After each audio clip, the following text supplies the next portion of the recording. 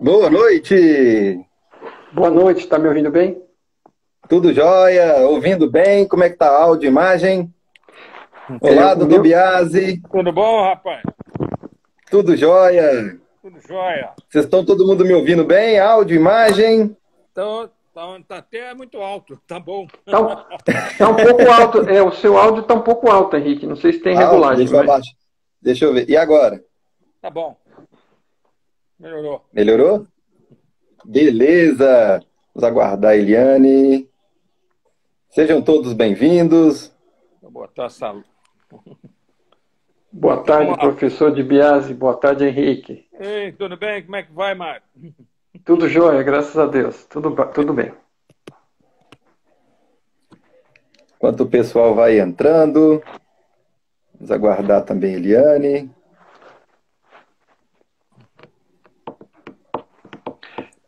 Você tá ficando parecido com o Campbell, viu? Não, Fora aí atrás, tá parecido.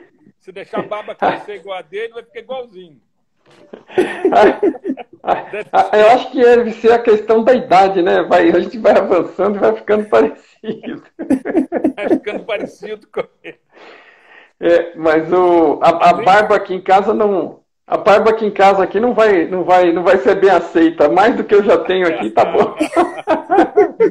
Acho que quando a mente vai ficando parecida, começa o físico também, hein?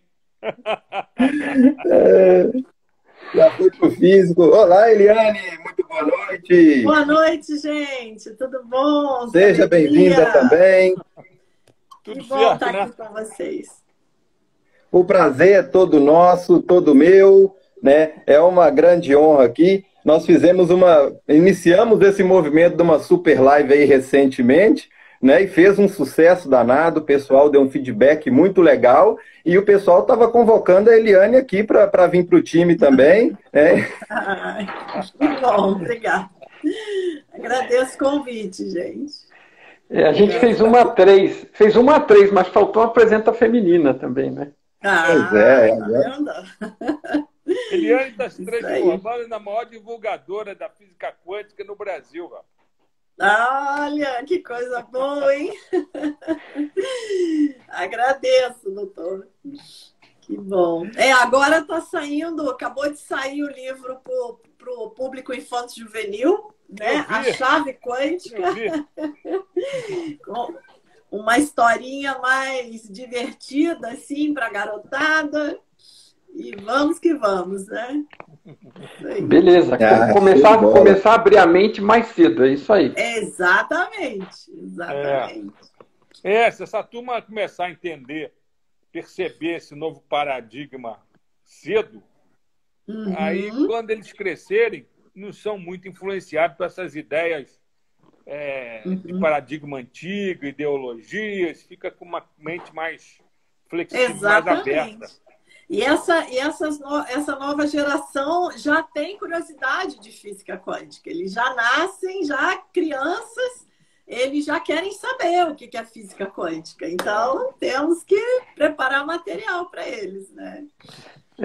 E é legal porque tem muitas famílias que às vezes querem conversar e às vezes nem sabem como, e aí é uma forma de... Tem famílias que já têm isso dentro delas, né?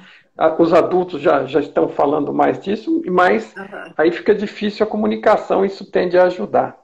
Pois é, pode dar de presente para os seus filhos e netos, Mário Jorge. Bom presente para Natal, né? É bom presente O Natal já está chegando, Gente, muito então bacana. o Henrique gostaria que eu fosse a moderadora. Como que vocês querem fazer, gente? Eu acho que fazemos essa. Pode ser assim, né? Eu podia fazer uma introdução.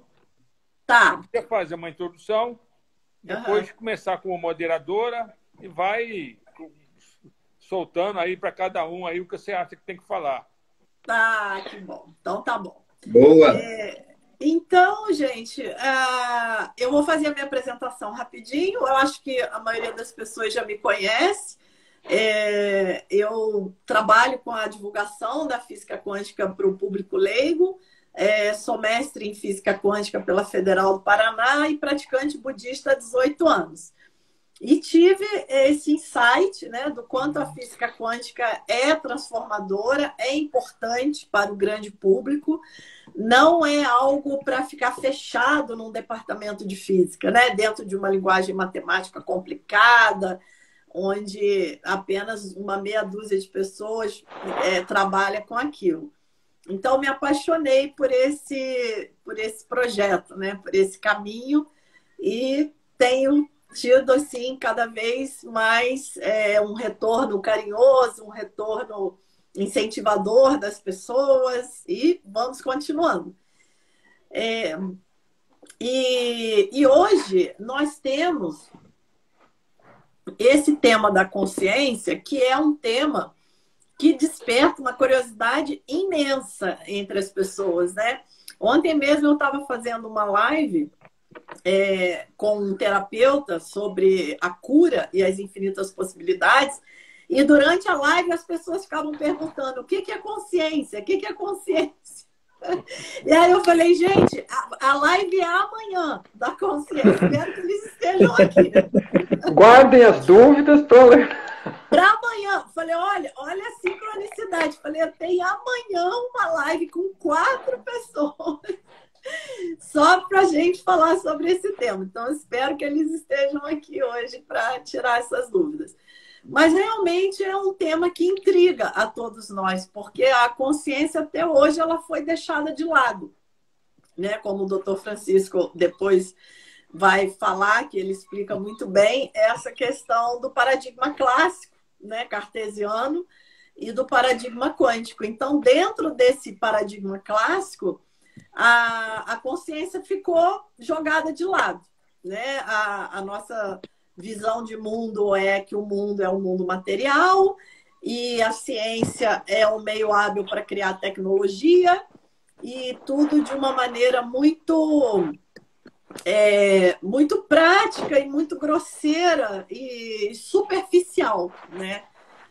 No fim das contas, que não responde aos nossos anseios, não traz as respostas que queremos.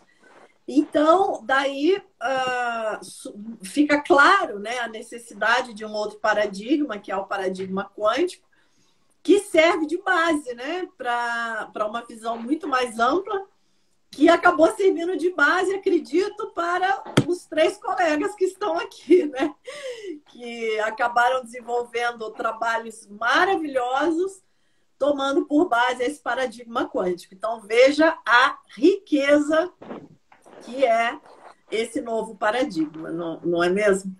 E a consciência, ela se torna um tema central dentro da física quântica, porque Niels Bohr deixa muito claro a participação do observador, né? O Niels Bohr foi um grande defensor dessa nova visão da teoria quântica, porque os físicos tinham uma resistência, né? Eles achavam que a física não podia deixar de ser determinística, quando Heisenberg traz o princípio da incerteza, da questão probabilística. Então, tinha muita resistência. Mas o Niels Bohr, ele brigou muito por esse novo paradigma de que a nossa função não é questionar a natureza, não é dizer como a natureza deve ser, né? A nossa função é observar a natureza e criar modelos científicos para explicar o que acontece. Não nós queremos mandar na natureza, né? Não, isso não pode ser assim, isso tem que ser assado, né? Não é assim que funciona. Então, o Niels Bohr traz a questão do observador, né? Que o observador ele tem um papel ativo no experimento. Ele não, o universo não é algo que simplesmente acontece de maneira isolada e nós somos apenas espectadores passivos que não temos nenhuma participação no que acontece. Isso é o paradigma clássico cartesiano que já foi abandonado pela ciência, apesar de que o meio acadêmico ainda está muito preso, infelizmente, nesse paradigma ultrapassado. Mas as coisas têm melhorado, né? Devagarzinho, um novo espaço está sendo aberto. E a questão da consciência começou a ser amplamente discutida dentro da ciência. E no meio acadêmico, os cientistas ficam muito perdidos ainda quando se fala desse assunto, né?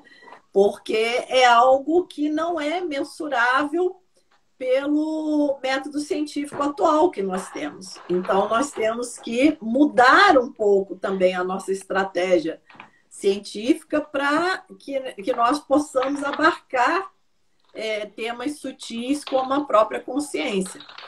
E a minha prática também, que é a prática da meditação, do budismo tibetano, a consciência é um tema central também, né? Que o Buda ele já trazia isso, que a fonte primária do universo é a consciência e não a matéria, como diz o paradigma clássico.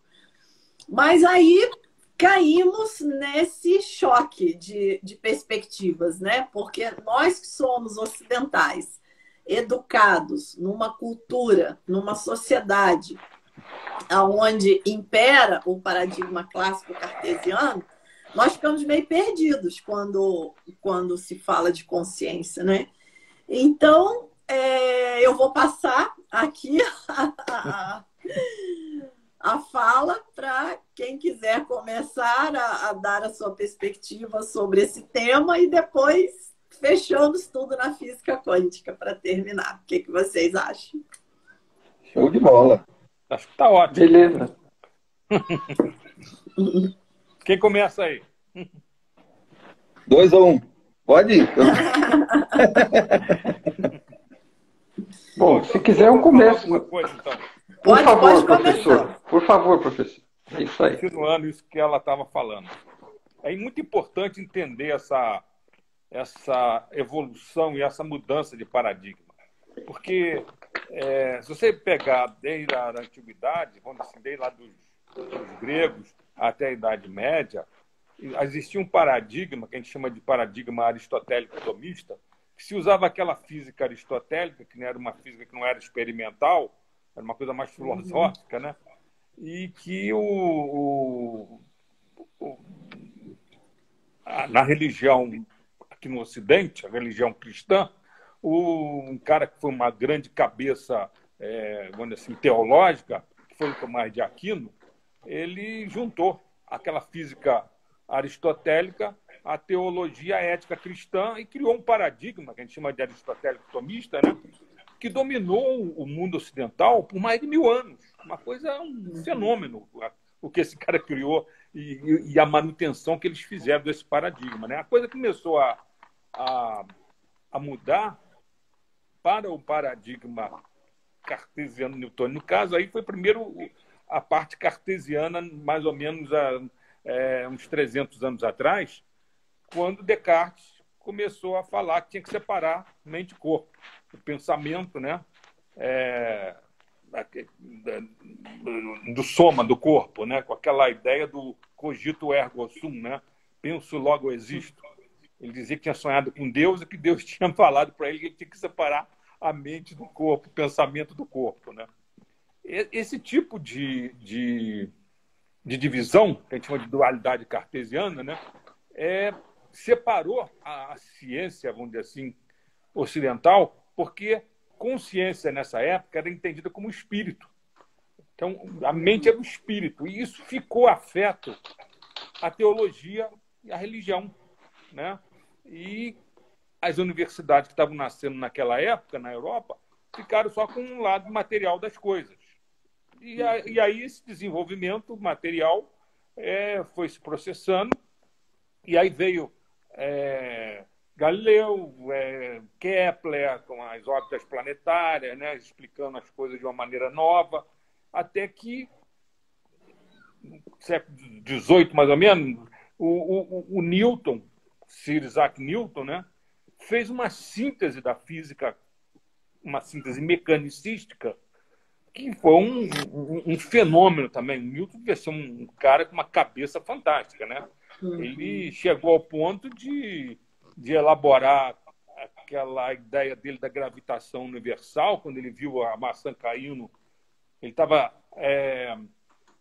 tinha ido o interior da Inglaterra, numa época que estava as universidades foram fechadas por causa de uma epidemia de peste negra lá na Europa, e o pessoal foi liberado, ele foi para uma fazenda lá da família no interior, e lá ele começou a fazer um monte de experimentos com luz, e ele viu a maçã caindo e teve a ideia da gravitação universal, de que tudo poderia estar relacionado com uma força de atração, e elaborou uma matemática, e aquilo que a gente estudou no vestibular, né, de que matéria na razão direta das massas, na razão inversa do quadrado da distância, né?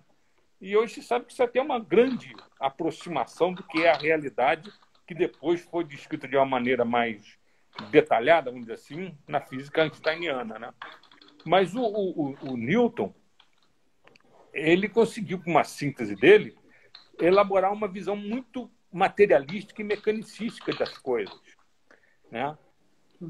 E aí aconteceu um fenômeno histórico. Com essa física e logo depois, com o desenvolvimento que foi surgindo de você poder usar o calor, a termodinâmica surgiu, e aí surgiu a Revolução Industrial com as máquinas a vapor, e essa visão mecanicística gerou uma tecnologia muito importante que permitiu o desenvolvimento grande, o progresso grande dos países que estavam usando essa ciência, né? Então isso dominou o mundo, essa visão materialística das coisas, e ficou separado então esse lado material do lado teológico, espiritual, mental, vamos dizer assim, das coisas, o lado da consciência, né? Aí no século XX ocorre a grande revolução quântico-relativista, vamos dizer assim, né? E o pessoal começa a ver nos experimentos quânticos que a consciência tinha que ser levada em consideração, ela não podia ser colocada à parte, porque até então se achava que, como você disse antes, que nós seríamos observadores passivos, que não poderíamos interferir em nada, né? Sempre, inclusive em medicina, quando você vai analisar uma medicação nova, se usa justamente isso de você ficar à parte, é o que se chama estudo duplo cego, né? Em que nem quem está usando a medicação com o paciente, nem o paciente tem noção do que está sendo feito, para evitar a interferência justamente de uma influência mental da consciência do paciente ou sua no resultado da experiência ali, que vai mostrar se o medicamento que você está analisando tem validade ou não, né? Mas hoje a gente sabe, pelos experimentos que começaram a surgir dentro dos laboratórios de física quântica, que é aquilo que o Niels Bohr falou, que é impossível você separar a consciência do resto, entendeu? Que existe uma unidade indivisível entre o observador, o processo de observação e o observado, que isso aí é uma unidade indivisível. E que sempre que você faz um experimento, esse experimento vai ser calculado com base na equação de Schrödinger, um dos pais da física quântica, né, cuja equação é a equação básica da física quântica. Quando você faz um experimento, você vai calcular o resultado ali previsto pela equação mostra infinitas probabilidades de ocorrer um fenômeno, né? Essas infinitas probabilidades, elas não existem no mundo material. São campos de probabilidade, vamos dizer assim, que existem no mundo potencial. O Heisenberg costumava chamar esse mundo potencial de potência. É um mundo à parte, realmente, que é um mundo de campos de probabilidade, né? Quando você realiza o experimento, uma dessas probabilidades vai ocorrer se você, com a sua consciência, com a sua mente, medir ou observar. Você observa um fenômeno, ou mede o fenômeno, aí vai dar um cliquezinho no teu computador que você conseguiu ver ali o fóton, vamos dizer assim, né? Isso ocorre porque houve a interferência da consciência, porque se a consciência não entrar na jogada, o fenômeno não ocorre. Isso é uma loucura, né? Quando isso começou a surgir, todo mundo achou que isso era erro, que não era possível, que tinha que se tentar ver o que estava acontecendo, tentando de todas as maneiras possíveis ver se havia alguma situação de erro tecnológico aí na elaboração das pesquisas, mas cada vez se demonstrou mais que a consciência é fundamental nesse aspecto, né?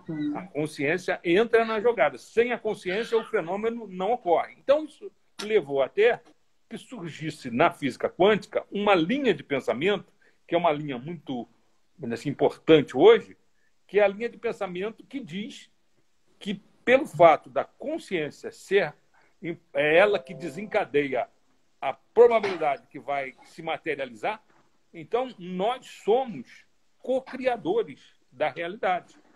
Né? O John Wheeler, que foi um físico americano, né, que trabalhou até na bomba de hidrogênio americana e estudou buracos negros, gravidade quântica. Com esses estudos dele, ele chegou à conclusão que realmente você tinha que entender o nosso universo como alguma coisa informacional, não baseado em matéria e energia, mas baseado em informação, e que essa informação tinha a ver com a nossa consciência. E ele, então, criou um conceito de universo participativo, em que nós participaríamos como co-criadores do universo. Ele criou aquela metáfora do it from bit, né? Que todo mundo talvez já tenha ouvido falar, né? Da coisa a partir do bit. Bit é a unidade de informação e coisa é o it, né? Em inglês, it é relacionado com coisa.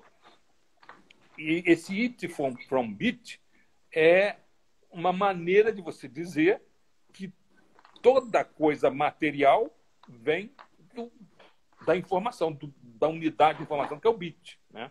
Hoje, isso, com a física quântica, isso foi expandido no sentido de que a gente não fala em bit, só vamos dizer assim, em informação binária, nós falamos digital. Hoje a gente fala em qubit, né? O Qzinho na frente do bit, que é a informação quântica, que é muito mais expandida do que a informação digital binária. Por quê?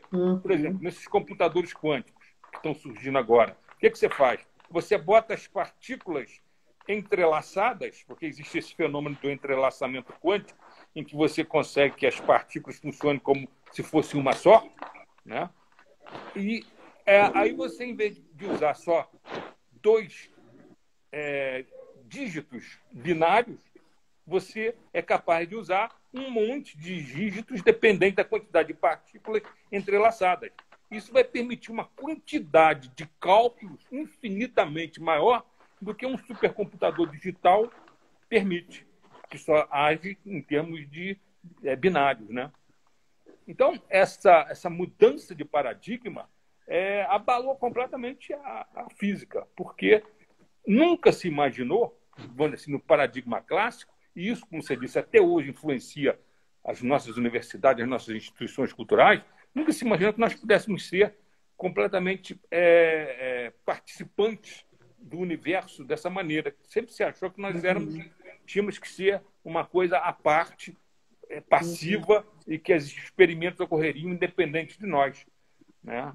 Hoje já se sabe que não é assim, mas isso é difícil de entrar na cabeça dos físicos. Dentro das universidades não ensinam isso. O cara vai aprender isso, às vezes, numa pós-graduação de física quântica, e mesmo assim ele vê que existe essa briga. Que existem linhas da física quântica que tentam evitar isso, né? Não falam nisso.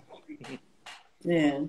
Muito bom, muito bom. Então é isso. Agora, isso também tem a ver com o fato de que... Aí eu puxar um pouquinho a sardinha do meu lado, do lado da neurologia, né? Que é o que a gente hoje consegue comprovar, que existem fenômenos quânticos e holográficos ocorrendo nas redes neurais do cérebro. O que permite, então, que você utilize o conceito de informação quântica, que não é essa informação eletromagnética de 300 mil quilômetros por segundo que a gente usa nos computadores, como esse que nós estamos usando agora, no celular, né? A informação quântica é uma coisa instantânea, que conecta tudo no universo de forma instantânea. Então, essa informação quântica existindo no cérebro, e a gente tem como mostrar isso hoje através dos trabalhos do Sir John Eccles e os trabalhos do Dr. Carl Pribban sobre o cérebro holográfico, que isso conecta a nossa mente de forma instantânea com o universo quântico holográfico descrito pela física quântica do David Bohm, que aplicou a matemática holográfica na equação de Schrödinger. E isso gerou uma visão quântico-holográfica do universo que explica tudo o que aquela visão ortodoxa do Niels Bohr explica e vai além, explicando mais coisas. Entendeu? Maravilhoso. Maravilhoso, né, doutor Francisco? Então, essa possibilidade então, da nossa mente estar conectada através de informação quântica e, ao mesmo tempo, existir um funcionamento no cérebro que não é quântico-holográfico, é o funcionamento clássico, mecanicístico das redes neurais clássicas, eu, em cima disso, fiz uma intuição, um insight, e chamei isso tudo de holoinformação. Informação mecanicística nas redes neurais clássicas, com a informação quântico-holográfica nas redes neurais quântico-holográficas, conectando tudo isso com o universo quântico-holográfico, como na teoria do David Bohm. E criei essa teoria que eu chamo holoinformacional da consciência, né? E que divulgou. Hoje é um negócio que está aí com mais de 200 citações na literatura internacional. Então, que bacana, né? Foi uma coisa que eu fui fazendo e que permitiu que assim, eu fosse ouvido e lido. Maravilhoso, então, maravilhoso. Então esses 15 minutos que eu estou falando, é isso aí. Dá uma É uma síntese. Ver o que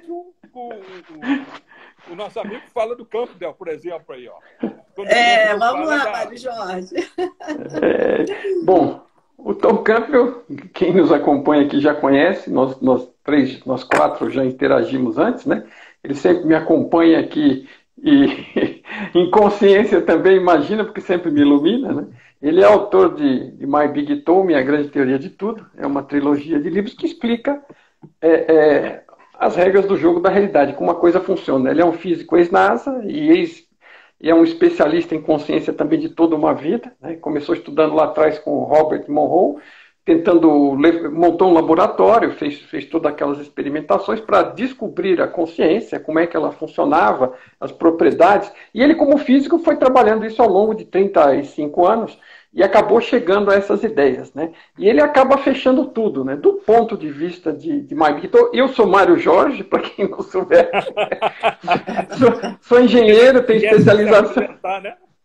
Tenho especialização. A gente já está entrando no tema direto, né? Exatamente. E eu sou engenheiro e tenho especialização em economia e estatística também aplicada, método estatístico aplicado à solução de problemas, um método científico na indústria. E isso foi muito bom para mim, porque me abriu a cabeça com relação à estatística, e a estatística é fundamental, como a gente sabe hoje. Ela é o que rege a informação da qual tudo é construído, né? Então, o Tom Campbell é o trabalho que eu tive aqui de fazer a tradução dos livros dele, também estudar isso muito profundamente, praticar, experimentar. Eu adorei as ideias dele porque ela simplifica as coisas assim gigantescamente e nos permite experimentar no dia a dia as coisas e verificar as conclusões e extrapolar para coisas que a gente não sabia como era, mas entendendo como as coisas funcionam, você sabe como é que se chega lá. É muito interessante, abre a cabeça, simplifica o raciocínio e tem tudo a ver com consciência, né, que é o nosso tema principal aqui hoje. A física quântica, que no nosso caso, ela acaba sendo uma pista gigantesca daquilo que se comporta como informação. Todo mundo discute como informação, mas assim, a gente às vezes tende a não ver qual é a implicação mais distante disso. Porque as pessoas acham que o mundo é material. Então, lá embaixo ele não é material, mas você vai pondo uma crença em cima da outra e depois ele fica material, sólido e firme, né? Então, assim, as coisas são construídas por informação e existe essa resistência enorme da ciência em abraçar isso aí de uma vez, né? E a consciência, ela é fundamental. Então, o Tom parte de coisas simples. Uma delas é a consciência que todos nós experimentamos, né? Todos nós experimentamos consciência pelo menos enquanto estamos acordados ou sonhando, inclusive, e quando nos lembramos disso, né? A gente se esteve consciente no sonho, provavelmente esteve, e muitas vezes não lembra, e às vezes lembra. Então, consciência é um negócio que a gente lida o dia a dia, né? E as pessoas tomam aquilo por natural, é que nem o peixe no fundo do oceano que não sabe o que é água, por assim dizer, né? Acho que isso até que tem alguma coisa a ver com alguma citação budista, mas o Tom cita esse exemplo.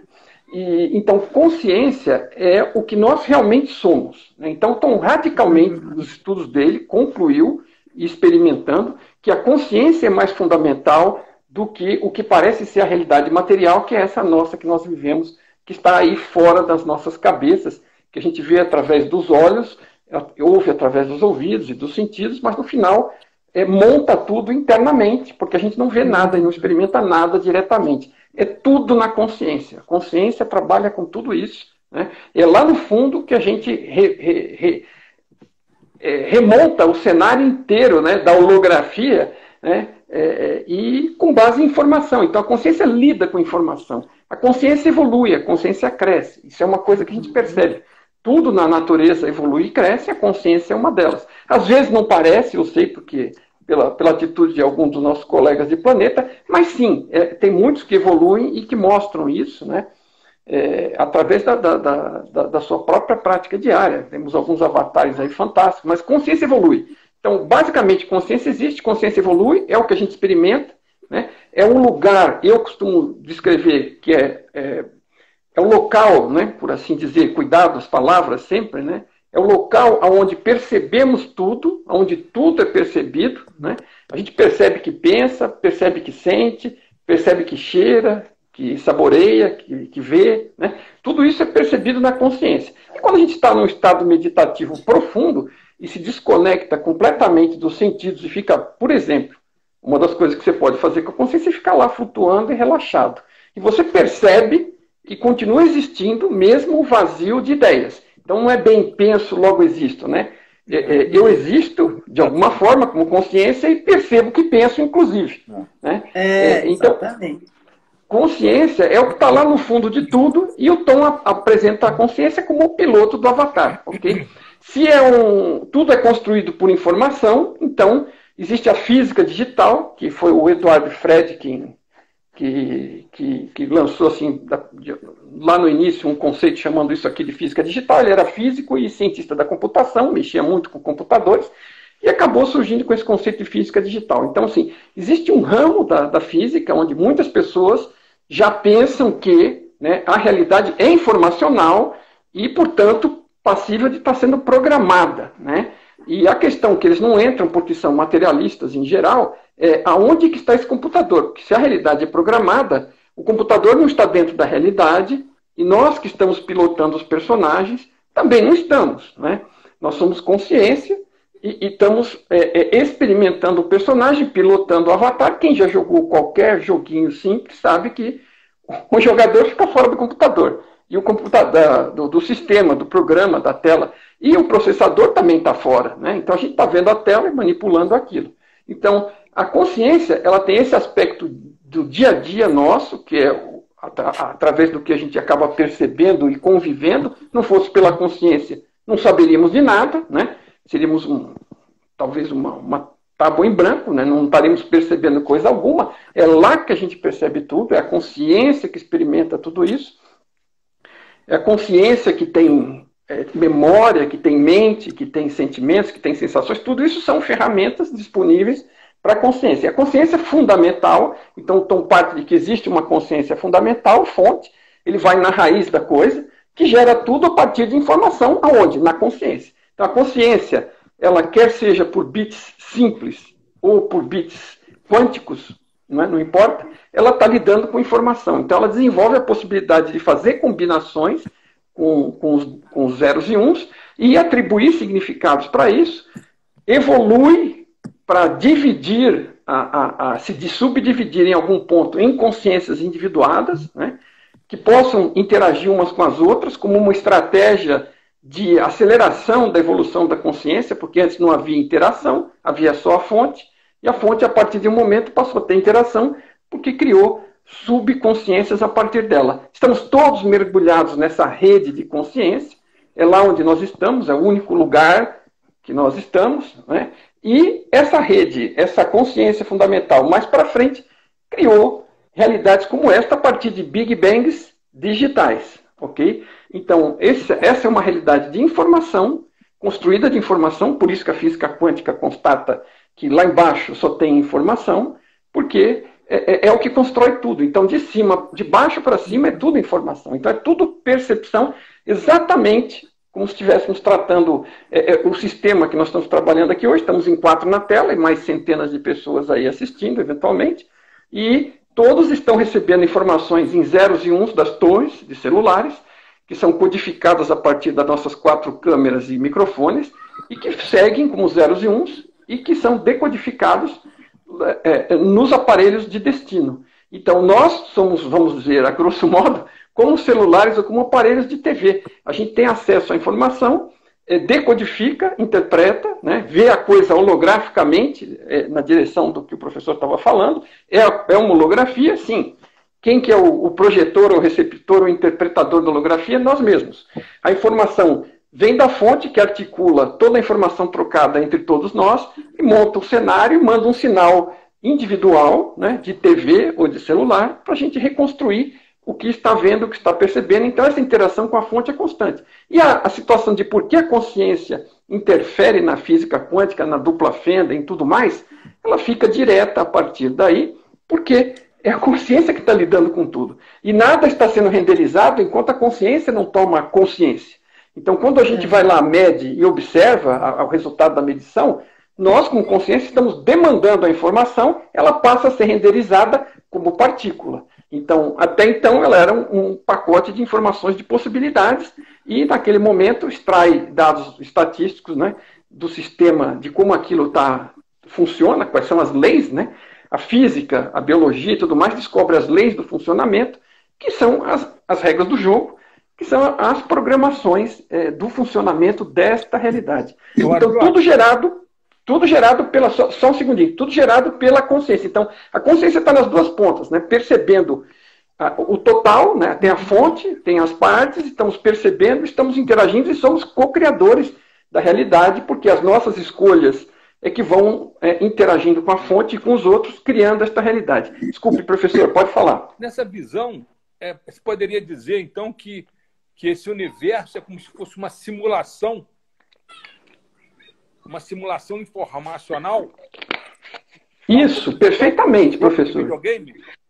Perfeitamente. É por isso que eu falo de regras do jogo, né? O jogo é o jogo da vida, da realidade, e nós estamos experimentando ele em interação com a fonte, co-criando.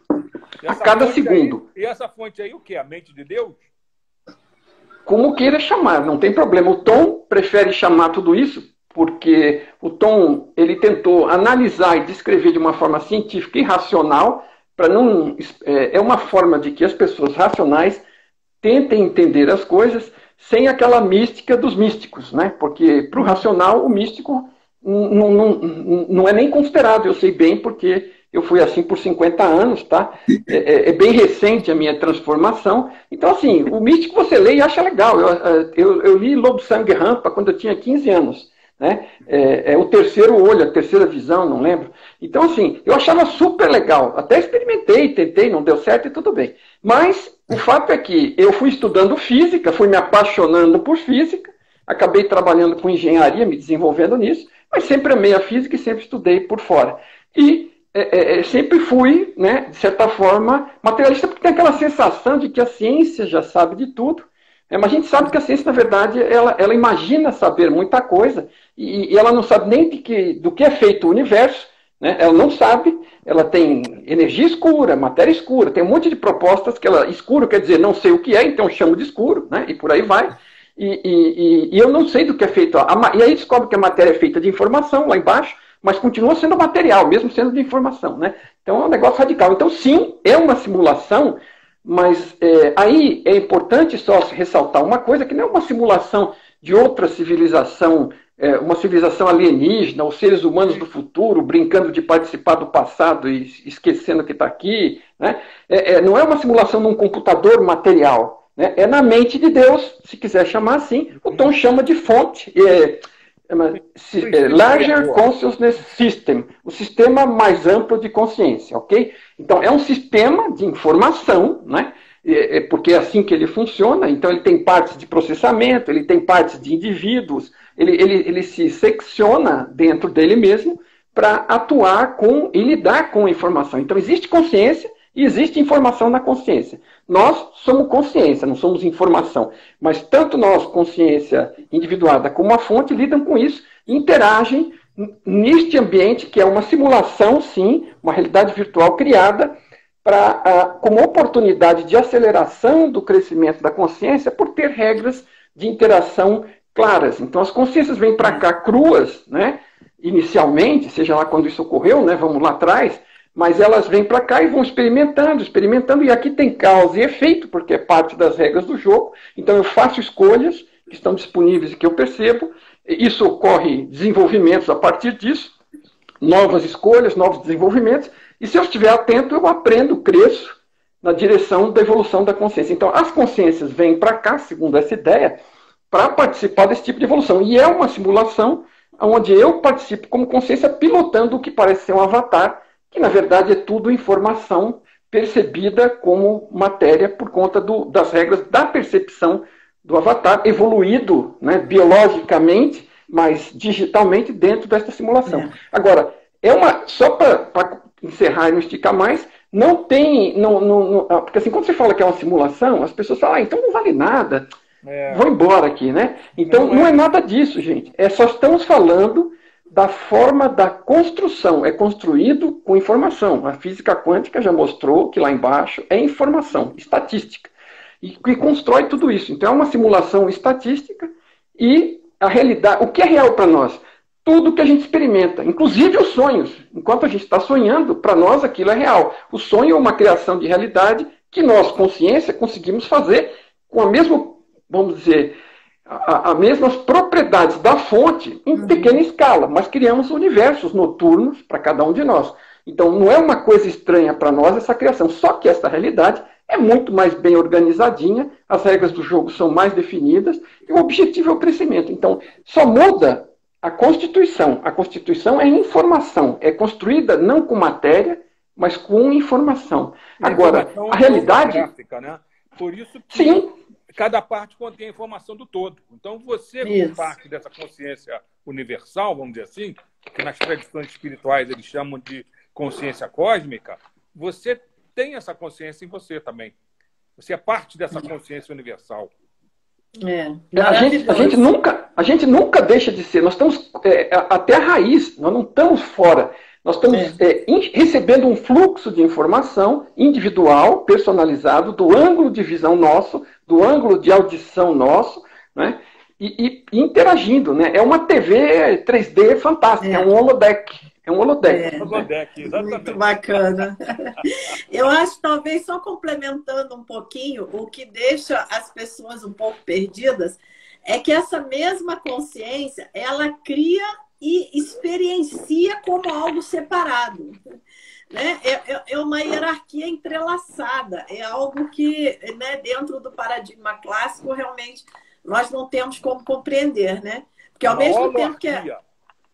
Oi? Holoarquia. Holoarquia. Isso é boa. Ou holonarquia também. É verdade, né?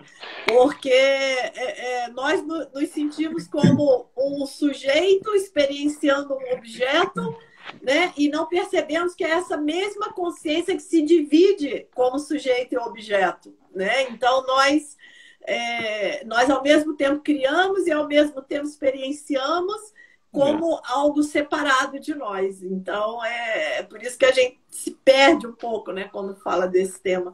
Mas, Henrique, diga... agora o Henrique tem que falar um pouco. O que o HQI traz para a gente aí desse tema, né? Muito boa noite. Né? Boa noite a todos, aos amigos participando, né? A todos que estão assistindo também. Quem não me conhece, né, eu sou Henrique Souza, sou professor e terapeuta em HQI, né, homeostase quântica informacional, que é uma metodologia de autocura consciente para resgatarmos a nossa consciência consciente através do processo de quantização da informação. Então é tudo que nós falamos aqui, né, os colegas falaram aqui hoje, e principalmente essa visão dessa base informacional, né, que a física da informação, ela vem justamente resgatar sabedorias muito antigas, que traziam conceitos maravilhosos para uma época, e a visão informacional permite que nós, que estamos vivenciando agora nessa fatia do tempo, com essa nossa linguagem dessa nossa época, compreender essa sabedoria antiga que foi se perdendo, né, pelo telefone sem fio aí por muitos anos, tendo ruídos nessa comunicação, e a visão informacional ela vem para resgatar, né, na nossa linguagem todo esse conhecimento sem esses ruídos. Né? Então nós temos tradições espirituais de várias linhas que trazem essa questão que nós somos parte do universo, que nós fazemos parte de uno com Deus. Né? Os grandes alquimistas traziam também essa visão, né, que existe o todo, a totalidade, e nós somos uma parte fragmentada dessa totalidade, tendo a sua experiência individual, né? E na visão da HQI, na visão informacional, nós vemos que a nossa consciência individual é uma consciência, é um conjunto de informações dessa totalidade. Então, essa totalidade informacional, né, nós podemos chamar de Deus, de consciência cósmica, de consciência divina, e nós temos a nossa consciência individual, que é um conjunto de informações com essa essência divina dentro de cada um de nós, tendo essa nossa experiência.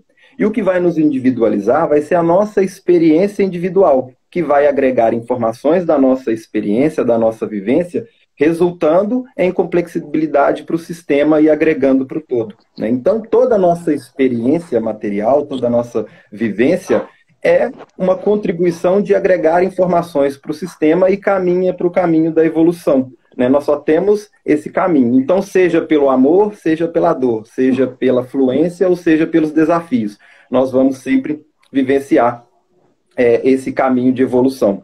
E aí que entra as regras do jogo, que é importante, porque quando compreendemos tanto as regras do jogo que estamos inseridos e as nossas regras individuais, nós conseguimos trilhar esse caminho por um caminho do meio, que nós não necessariamente precisamos crescer e aprender pela dor, nós podemos crescer pelo amor também. E aí é onde que eu gostaria de citar uma frase aí, até do Dr. Francisco de Biase, né, que ele cita que nós somos parte do universo tomando consciência de si mesmo através dos nossos 5 sentidos, né, da nossa visão e dos nossos 5 sentidos. Então nós tomamos essa consciência, então vivenciar e desfrutar de tudo de bom que existe no universo é uma dádiva. E justamente por isso que tem muito essa palavra, né, o despertar. Né? Essa busca pela iluminação, esse caminho, sempre tem essa palavra do despertar. Então, por que despertar? Porque essa nossa consciência, que é uma chispa dessa consciência cósmica, ela ficou adormecida por esses padrões que nós vamos criando essa couraça. E isso vai conduzindo, na maioria das vezes, pelo caminho da dor e do sofrimento. Né? Então, vivenciar o bom de tudo que existe no universo é uma forma de amar a Deus, pois nós estamos o quê? Permitindo que Ele experiencie tudo de bom que existe no universo, que Ele criou para ter essa perspectiva de vários pontos de vista. Então é como se o oceano, uma analogia, né, fosse Deus, fosse o universo, a totalidade da informação, né, todas as probabilidades, todas as possibilidades, as infinitas possibilidades, e o todo. E uma gota do oceano sou eu, outra é o Mário, outra é Eliane, outra é o doutor de casa, outra é essa caneta, outra é um pé de alface, cada um tendo a sua experiência. Alguns inconscientes, né? Por isso que a proposta, né, justamente aí dessa live e também do trabalho que vem desenvolvendo é o quê? Que tornamos seres humanos cada vez mais conscientes. Que sejamos cada vez consciências mais conscientes. E o que permite isso? Né? Que o que vai, como eu disse, vai trilhando esse caminho da dor e do sofrimento é essa couraça que vai gerando, seja com as rejeições, com as carências, com os medos, com as desaprovações, com as angústias, essa necessidade de disputa, essas comparações, né, o que foi gerando aí todos esses conflitos, as nossas crenças limitantes, tudo isso vai criando essa couraça e impedindo as pessoas de trilharem esse caminho do amor e da fluência. Então, por isso que a consciência consciente é o caminho. E no meio disso tudo, né, surge a HQI como uma ferramenta, né, que possibilita fazermos essa limpeza da nossa consciência individual e resgatarmos esse amor próprio que todos nós é o que tendemos a desenvolver, né? Como nas tradições espirituais falar amar o próximo como a ti mesmo, antes de ser um ato de amor, é até um ato de inteligência, porque se nós viemos da mesma fonte, quando eu faço algo contra o próximo, eu estou fazendo algo contra mim mesmo. Por isso que foi tão pregado desenvolver o amor incondicional. E as pessoas podem até ter entendido isso com a razão, né? E acabam se cobrando por não conseguir praticar esse amor incondicional.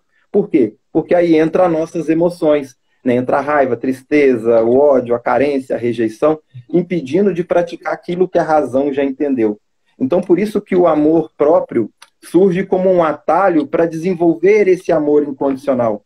Porque a partir do momento que passamos a amar a nós mesmos, o amor incondicional vem como uma consequência. E por isso que o autoconhecimento, né, obras como o trabalho que a Eliane vem desenvolvendo, o Dr. Francisco de Biasi, o Mário Jorge, o Tom Campbell e várias outras pessoas fazendo um trabalho maravilhoso, de conseguirmos compreender e termos clareza das regras do jogo, entender como funciona o meio que estamos inseridos, e a obra como a HQI, que é a homeostase quântica informacional, que é uma técnica que permite à própria pessoa fazer essa limpeza no seu HD pessoal. Doutor Biasi? Isso tem a ver com a prática da Eliane, budista, que fala, né, nas 4 verdades nobres, né, que o sofrimento existe e que ele pode ser superado, né? Tem a ver com a prática da Eliane.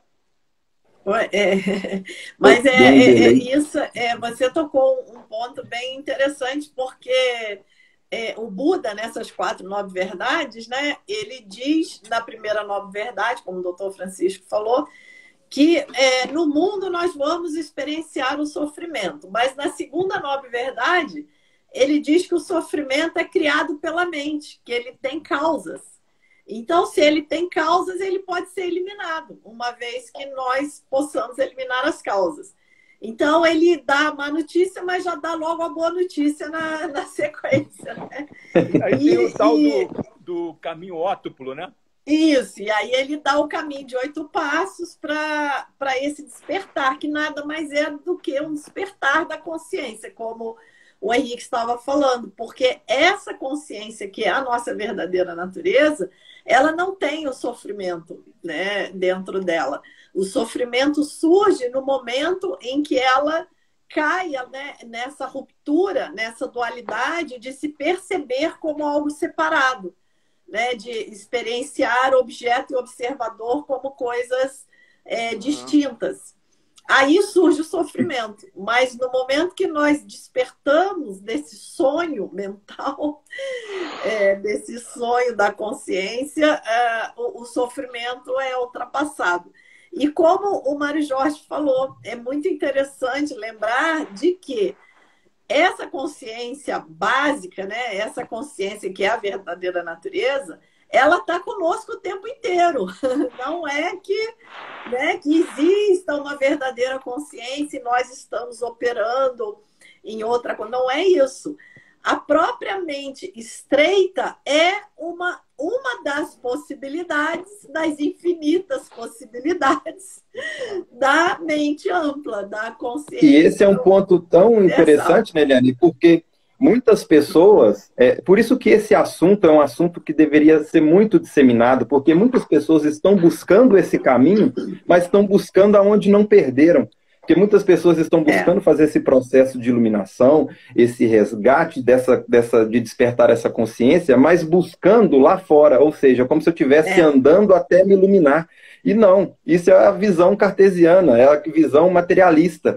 Né? Quando compreendemos que nós somos parte dessa consciência, que nós estamos inseridos nesse oceano informacional, não é fazer um caminho daqui para fora, é muito pelo contrário, é fazer um caminho daqui para dentro.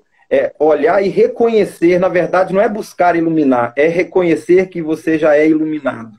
É a não dualidade. É a holohierarquia. É a holohierarquia. A não dualidade. Exatamente. Você não é separado. Você não é fragmentado. Você não é separado desse oceano. Essa metáfora é ótima, né? Você não é separado do oceano. Mas, às vezes, as pessoas acham ali que elas são uma ondinha ou uma gotinha que é separada do oceano. E começa a ter aquela coisa de desenvolver o ego, né? Exatamente. Que é o Avatar, né? Que é o Avatar, né? Que o Mário Jorge colocou. Pode falar, Mário Jorge, eu te interrompi. Não, eu ia comentar que você colocou muito bem essa questão da... Nós não estamos separados de nada, nós somos consciência, a única coisa que nós somos, ok? Exatamente. No fundo, lá no fundo, e o que acontece é que aqui, como a gente entra e tem essa experienciação do pacote de experiências do Avatar, né, e a gente vem sem memórias em geral dos históricos anteriores, das experiências que a gente passou, a gente começa zerado, se identifica, a família, coisa e tal, vai recebendo aquilo todo, e a gente vai criando crença, trauma, problema, ideias, absorvendo ideias dos outros aos montes, porque a gente não tem nenhuma no início, né? E depois chega numa idade que poderia experimentar e tirar as próprias conclusões e continua aceitando as ideias alheias. E aí, a gente acaba identificado com essa tralha toda, né? Principalmente com as crenças, medos, ego, né? E forma-se o ego, que na verdade é o ego, segundo o My Big Toe aqui, é a parte egoísta, né? Quando fala que a gente vai se dissolver, tem gente que pensa que vai desaparecer, né? Não, essa noção de individualidade, mesmo que você estiver vazio, não estiver pensando, não estiver sentindo, você não perde. Agora, se você está identificado, você está achando que é o boneco, que é o veículo, que é o corpo, né? Que é o avatar, que é o personagem, né? E você está identificado com aquela coisa toda, né? E cheio de traumas, cheio de crença. Essa falou aí, essa tralha toda. Isso é ótimo. Essa tralha toda, né? E aí é essa identificação que, assim, a gente não tem como ser outra coisa. A gente é a consciência, só que estamos, aceitamos, né? E isso que é o despertar que o Henrique trouxe bastante, né? É bem importante. O primeiro livro do Tom, inclusive, chama-se, o da trilogia chama-se Despertar, que é despertar para uma realidade maior do que parece que é. O outro é Descoberta, que é descobrir sobre o que você é. E o último é funcionamento interno da realidade e sua, que faz parte da realidade. Então, assim, é um processo, né? Nós estamos realmente tentando despertar desse adormecimento, dessa identificação, como a Eliana pôs também. Né? E nas tradições... O Osho, ele traz uma... o desperto, não é isso? Isso, Buda quer dizer o desperto, exatamente. A gente usa essa visão do despertar nas tradições espirituais. É isso aí. Henrique, desculpa, te interrompemos.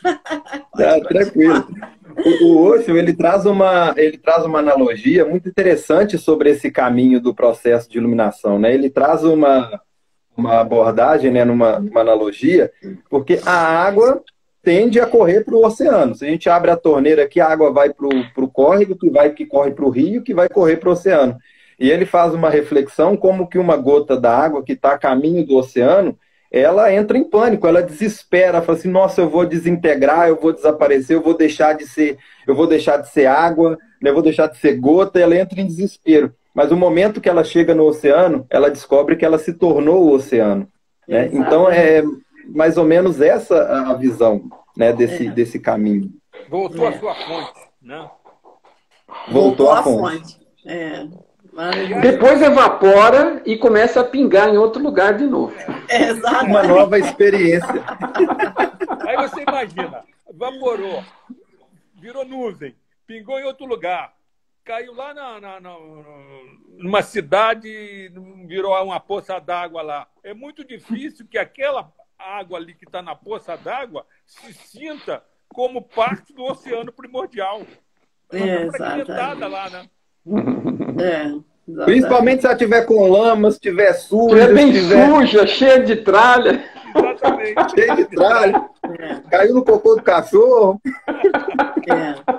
Exatamente. Por isso a meditação é uma prática tão transformadora, né? Porque quando nós simplesmente sentamos em silêncio, nos conectamos ao nosso próprio corpo, observamos a nossa respiração, né? Jogamos a atenção para dentro do corpo, que é algo que nós não fazemos, né? A nossa atenção está sempre projetada para fora.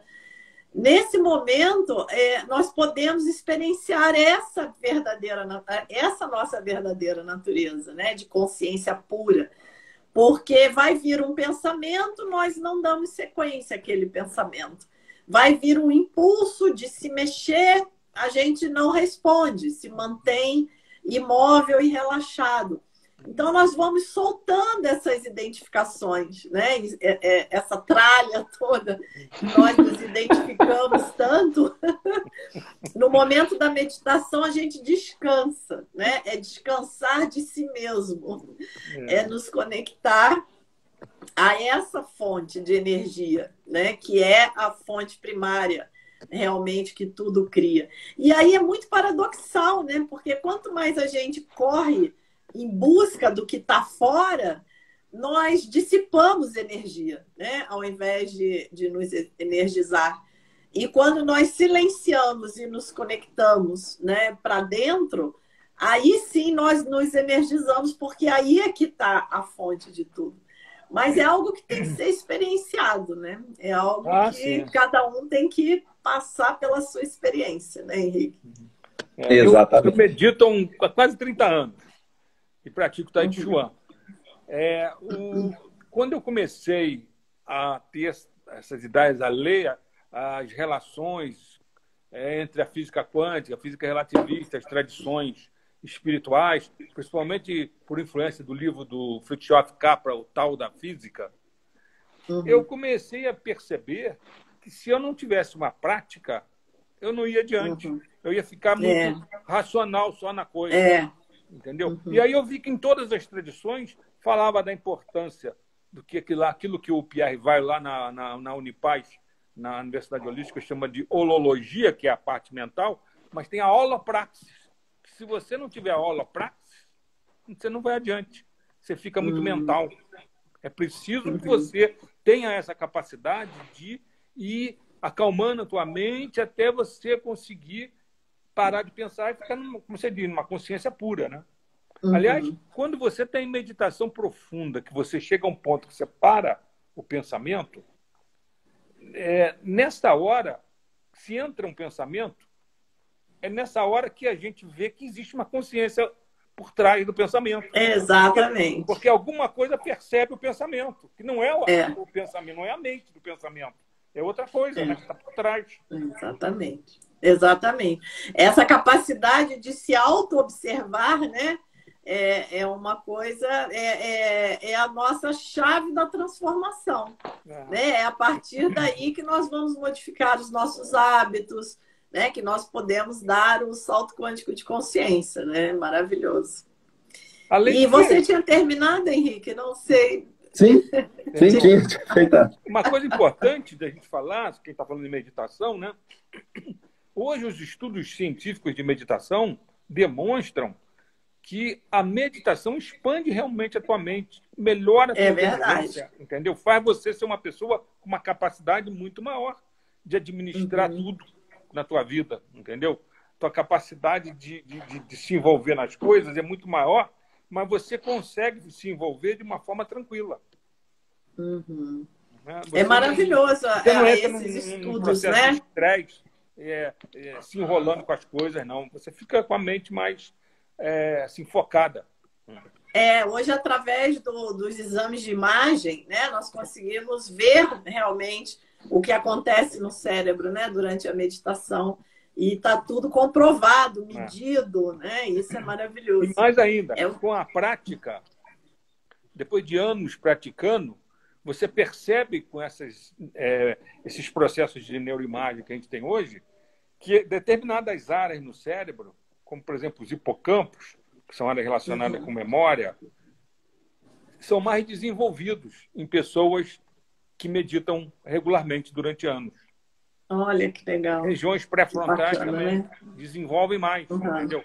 Então, isso mostra que a expansão da consciência realmente é uma consequência até de alterações neurofisiológicas, vamos dizer assim, anatômicas, fisiológicas no seu cérebro, que a prática da meditação desencadeia. Olha que bacana, né? Mas que nós somos tão privilegiados, né? Tem experiências feitas, por exemplo, na Universidade de Harvard, na Faculdade de Medicina lá, em que ensinaram meditação, a técnica da meditação transcendental, para 300 e poucos alunos que entraram no primeiro ano. Aí, a metade, mais ou menos, conseguiu meditar durante todo o curso de medicina sendo trabalhado sempre por alguns professores de meditação. Esses 100 e poucos que foram meditantes até o fim do curso de medicina eram os melhores alunos no final do curso. Você vê. Me permita um comentário aqui. É muito interessante esse seu comentário e muito pertinente, porque, obviamente, é real, é dado e é científico. Curiosamente, foi uma das coisas que despertou o Tom Campbell para o lado da consciência, porque ele, na faculdade, estava fazendo a pós-graduação, dando aula, e ganhando pouco, uma carga de trabalho gigante, corrigindo prova, um monte de coisa. E ele estava, né? Ele viu um cartaz de meditação transcendental lá. Isso lá nos anos 70. E aí o cartaz estava dizendo que ele ia poder ficar mais focado, com a mente mais clara, resolver problemas com mais facilidade e precisar de menos horas de sono. Ele falou, nossa, é isso que eu preciso. Ele foi participar e ele acabou desenvolvendo, na primeira vez que tentou meditar, já teve um resultado bem destacado para ele, que mostrou que algo estava acontecendo além do mundo físico, né?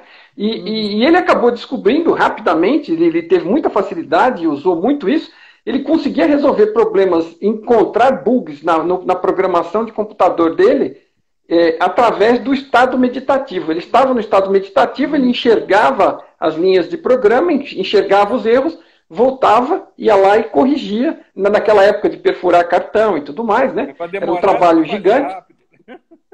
E assim, ele não só fazia bem para ele, e ele era tão bom nisso que os colegas todos de trabalho começaram a vir procurar falar com ele para ver que ele resolvesse os problemas de programação dos outros. Agora, uma coisa é você resolver seu problema de programação, já não é geralmente fácil para quem mexeu com o programa. Agora, você imagina você entender, quer dizer, se não fosse um estado meditativo profundo, onde ele tivesse uma conexão com algo mais, é muito difícil você entender a lógica de programa do outro o suficiente e rápido para encontrar problema. Então, a meditação foi o que mostrou para ele inicialmente que haviam coisas mais fundamentais na consciência do que na realidade. Porque lá você conseguia fazer coisas que tinham impacto aqui, e aqui você não conseguia fazer nada que tivesse impacto lá, exceto meditar e se aprofundar no que você realmente é. Desculpa a parte, mas eu achei interessante a conexão. Imagina, ótimo, excelente. Esse debate sobre meditação porque o paradigma clássico, né, ele traz a ideia da causação ascendente, né, que é de baixo para cima.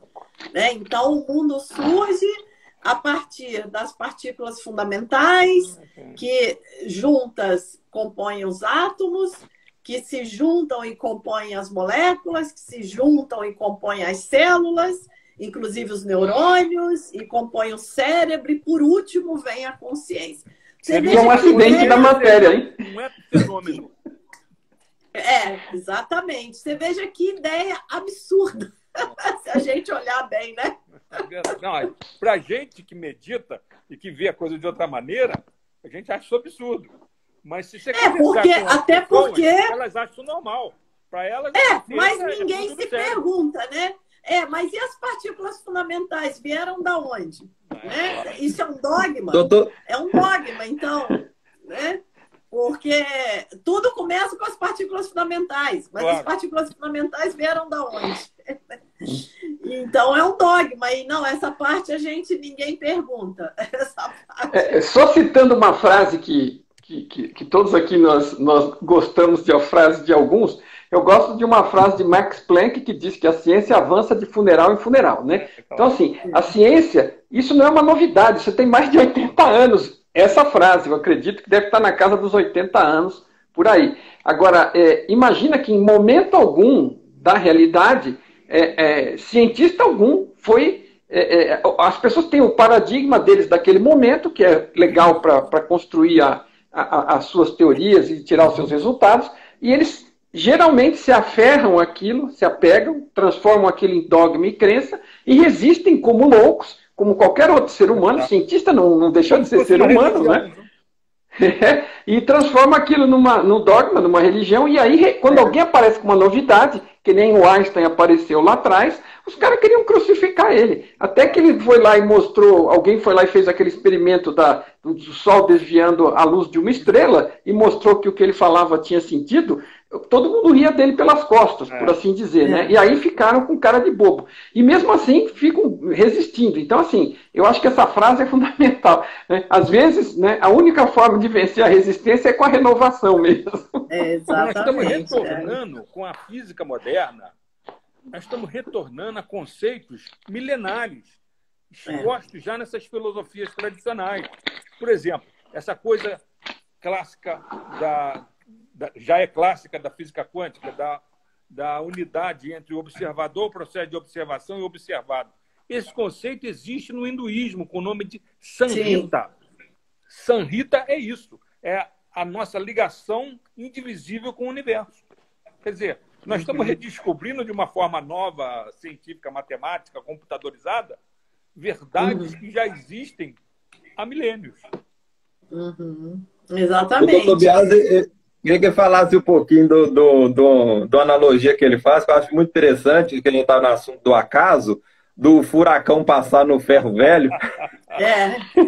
Essa analogia, na verdade, não é minha. Quem fala isso é o Stanislav Grof, que é o criador, um dos pais da psicologia transpessoal, que é a psicologia que usa meditação, oração na prática clínica, né? Ele diz o seguinte, se você ficar acreditando no materialismo cartesiano-newtoniano e na teoria neodarwinista da evolução, de seleção natural, acaso e seleção natural, seria a mesma coisa que você imaginar que se um super furacão passasse em cima de um super ferro velho, surgiria prontinho um Boeing 767. É uma coisa maluca, isso não tem sentido, pô. Não é pelo acaso ali, não vai aparecer nunca um Boeing ali, pô. Joga ali uma sucata em cima da outra, aleatoriamente, e surge um Boeing. Pô, ao acaso, não né? Tem o menor Do sentido. acaso. Não é assim, a coisa não é assim. É claro que existe uma coisa dentro da evolução, que é esse processo de seleção natural, que vai selecionando as coisas mais prováveis, né? Que tem por exemplo, no caso dos seres vivos, os que se adaptam melhor vão predominando, né? E aí transmitem pelo DNA essa predominância e vão se desenvolvendo mais do que os outros que não tiveram essa seleção natural, vamos dizer assim. Isso é uma forma até de você fazer com que a evolução funcione melhor. Mas mesmo assim, você precisaria de um universo com muito mais tempo do que esses 14 bilhões de anos aí, para que, ao acaso, a seleção natural pudesse chegar nesse ponto, né? De gerar o que nós somos, pô. Gerar todas as matemáticas, literaturas, poesias, a física quântica, a física steiniana. Isso tudo não pode ter nascido ao acaso, gente. É um processo inteligente. É um processo inteligente. Você acha que a fonte não vai ser inteligente? Agora, você veja, a pessoa fala assim, olha, nossa, nós estamos num planeta que tem água, que tem ar, que está numa distância perfeita do Sol, para ter entre água gelada, água líquida e água em vapor, que permite a existência da vida como nós a conhecemos, não é? Então, tudo isso é coincidência, tudo isso é um acidente, né? Que nem esse ferro velho aí, né? Veja, isso não é fruto de coincidência, é intenção. A intenção da fonte de criar a realidade é chegar nesse ponto de ter avatares, né? Tanto de todos eles durante a evolução até chegar no ser humano que tem uma mente que pensa, né? Tudo isso para poder os avatares, as consciências, experimentarem essa experiência. Isso é projetado, né? Foi assim, projetado no sentido, ela fez N experiências, programa uma lei, por assim dizer, dá um entre, pum, Big Bang digital. O que é que aconteceu? Não sei. Pum, Big Bang digital 2. Muda isso aqui. A constante universal tal muda um pouquinho. O teto da velocidade da luz aqui. Atração gravitacional. Até chegar no ponto de gerar parece que essa oportunidade. Mais de 15 constantes, vamos dizer assim, ou leis universais nesse nosso universo, que direcionam, né, orientam esse universo para gerar matéria, vida e consciência. É o que na física nós chamamos de princípio antrópico, né, doutor? É o princípio antrópico, exatamente. Exato. A sintonia. Então, essa sintonia não ocorreu por acaso, isso é um programa. É um programa que existe no universo que nós estamos cumprindo, pô. Aonde vai levar? Seja a fonte. Não sei onde vai levar. Pode ser que seja... A gente vai encontrar a mente de Deus em algum lugar, mas... Né? Sei lá. O Paulo Coelho, ele traz naquele livro O Alquimista, né, que existe uma linguagem do mundo, né, que é onde o mundo se comunica com nós. Né? E é tão interessante que se nós tivéssemos uma visão atenta para as pequenas coisas, né, e uma honestidade científica até com nós mesmos, a gente consegue perceber isso. Eu postei recentemente, algum tempo atrás, no meu Instagram, entrou uma borboleta aqui em casa. Eu até tirei uma foto, eu fico como se eu estivesse parecendo doido, né? Eu fico conversando com a... como se eu estivesse conversando com a borboleta. Eu vou até repostar nos stories amanhã. Não tem como falar que é um acaso aquele desenho na borboleta, nas asas dela. Dependendo do ângulo que você olhar, é o rosto de uma coruja. E dependendo do mesmo ângulo que você olhar, é o rosto de uma cobra. Quem que desenhou esse desenho lá? Isso é um acaso? O desenho na asa dessa borboleta é a mesma coisa do exemplo do furacão no Ferro Velho, né? Então, se nós tivéssemos essa honestidade científica e analisar e aprendemos a conversarmos com essa linguagem do mundo, nós podemos perceber essas verdades nas pequenas coisas, seja num trabalho científico de um cientista que dedicou a a décadas aí de estudos, ou seja, tradições que tiveram milhares de anos, como numa borboleta que entrar em casa.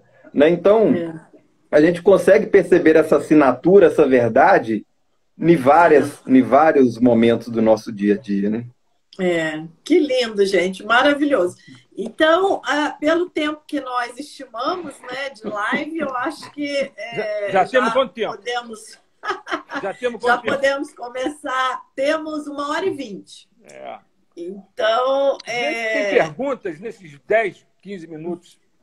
A gente agora... Aí eu não... É você que vê aí, né, o Henrique? Não Deixa eu ver aqui. Nossa, tem tanta mensagem aqui que tá difícil, que subiu rapidinho. Até é difícil de acompanhar aqui. Eu vou sugerir para o pessoal o seguinte, que nós vamos deixar salva essa live, né?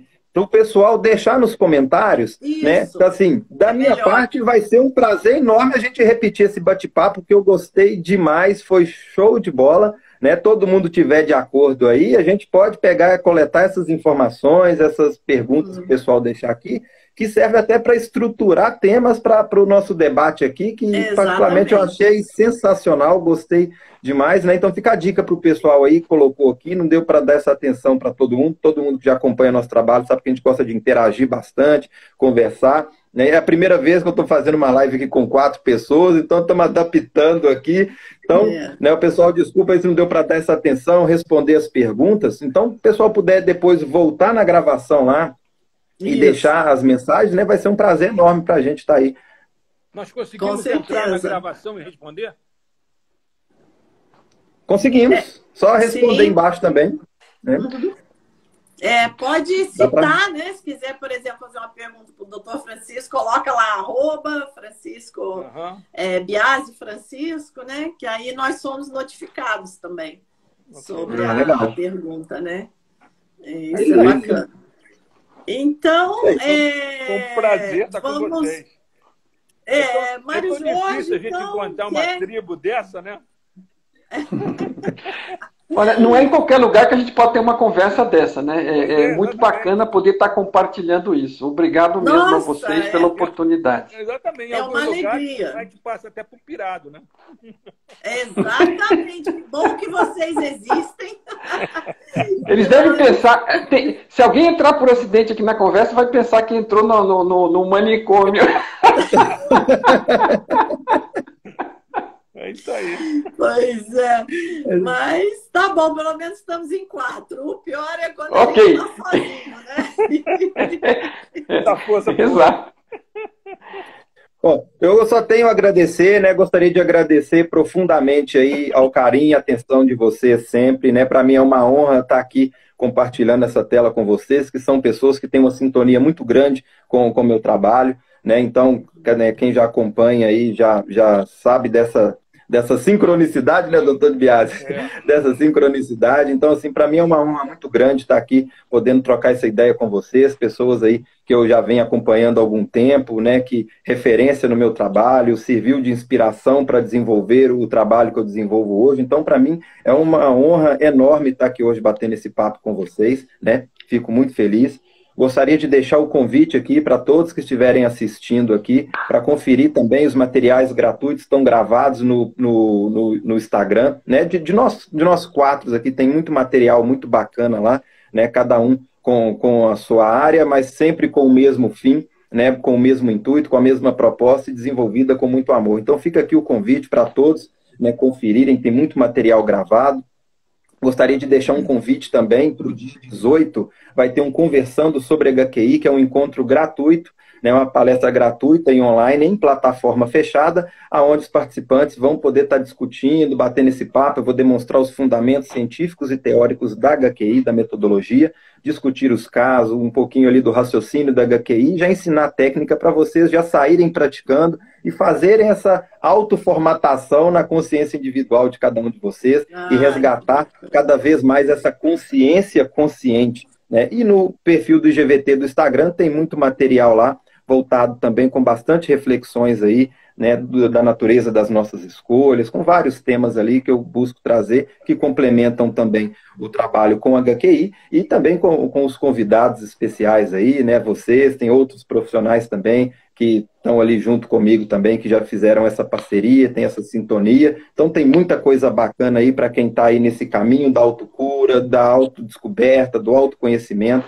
né, fica aí o convite e minha gratidão e o meu beijo carinhoso para todos aí. Que legal. Muita coisa boa disponível, né, Henrique? Nós estamos realmente num momento muito precioso. Vou até aproveitar o seu gancho também e convidar para 4 aulas gratuitas que eu também vou estar oferecendo do dia 25 ao dia 28 de outubro. Tá?